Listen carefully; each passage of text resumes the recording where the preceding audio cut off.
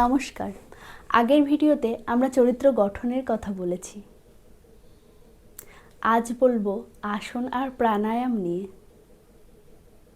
আপনারা যারা যোগ শুরু করতে চান তাদের কাছে এই দুটোই সবথেকে জনপ্রিয়।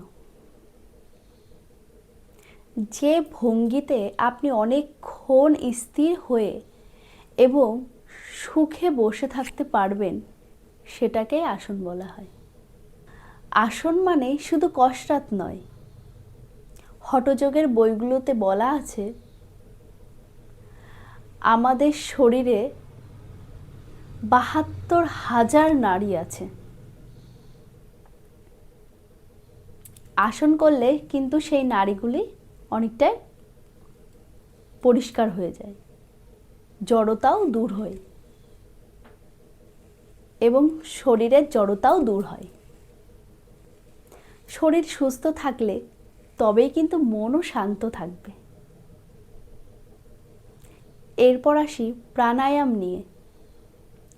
প্রাণ হলো আমাদের জীবনী শক্তি,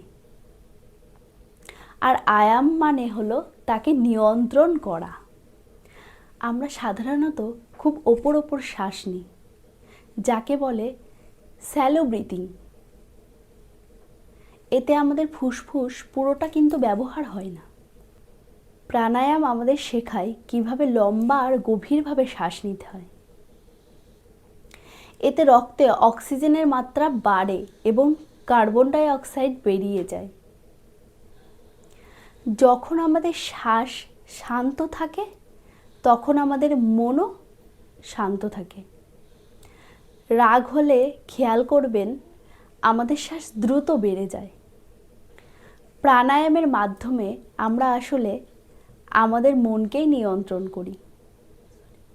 এটা শুধু শরীর নয়, আমাদের আয়ু বাড়াতেও সাহায্য করে। আসন শরীরকে মন্দিরের মতো করে তৈরি করে, আর প্রাণায়াম সেই মন্দিরে প্রদীপ জ্বালায়। সবশেষে আসন আর প্রাণায়াম সম্পর্কে বলা যায়, আসন আর প্রাণায়াম হলো সুস্থ জীবনের দুটি ডানার মতো। একটি শরীরকে ধরে রাখে, অন্যটি প্রাণ শক্তি দেয়। পরের পর্বে আমাদের মনকে স্থির করার পদ্ধতি অর্থাৎ প্রত্যাহার আর ধারণা নিয়ে কথা বলবো। নমস্কার।